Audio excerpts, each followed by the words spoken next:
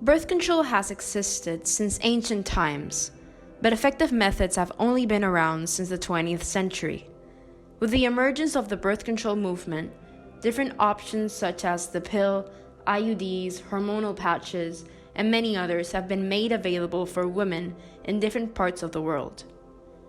Access and the importance of birth control has since been debated, and many barriers still exist. Nevertheless, awareness on the importance of birth control has increased, and women all around the world are fighting for their rights.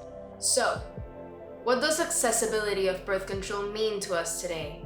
And what are the differences between France and the United States on the matter?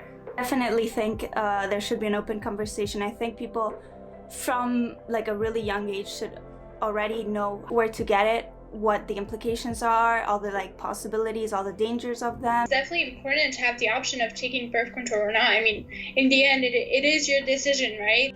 Most women between the ages of 15 to 49 use birth control.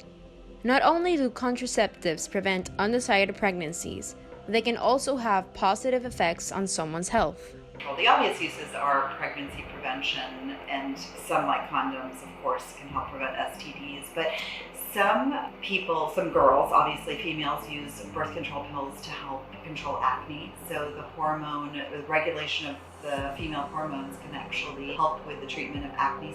Birth controls can also be used actually in girls who have premenstrual dysphoric syndrome to help with their mood swings. Although birth control can be accessible in the United States with health insurance, the cost can still take a toll on someone's bank account. Copays for birth control can amount to a yearly sum of $600, or even more depending on the contraceptive of choice. In France, however, most of the birth control options are reimbursed up to 65%, letting women pay as little as €2.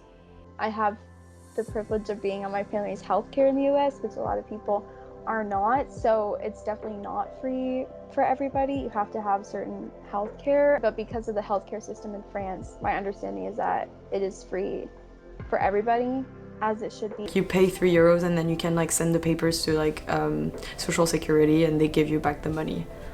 When I have my prescription, I generally pay €2, and then the rest it's the security, the Social Security that pays it for me. So it's as if I didn't pay it. In contrast to France, in the US, women's reproductive rights are in danger. Back in July, the Supreme Court ruled that any employer with moral or religious convictions could deny birth control coverage under Obamacare. This would mean that anyone who uses contraceptives would have no insurance and would have to pay it out of pocket. Now, with the new appointment of the new Supreme Court Justice, accessibility might be subject to change. I'm thinking about Roe v. Wade with the new Supreme Court Justice, and I am worried that it'll get overturned. I think it will be overturned. Education on contraceptives plays a huge role in the availability of it in certain countries. Sexual health is seen as an important topic in France, rather than a taboo subject as it usually is in the US. I think the US could learn something from France in terms of birth control, making it accessible in healthcare in general. Being in France has made me realize how behind the US is on some things, and I think it's time for them to catch up a little bit. In these conversations that our generation is having, there seems to be hope that people will be even more conscious about the benefits and increased access of birth control. Availability for birth control means that everybody gets to be safe, no matter how much money they have or their social status, because it's not just rich, insured people who have sex, it's everyone, and everyone needs to be safe.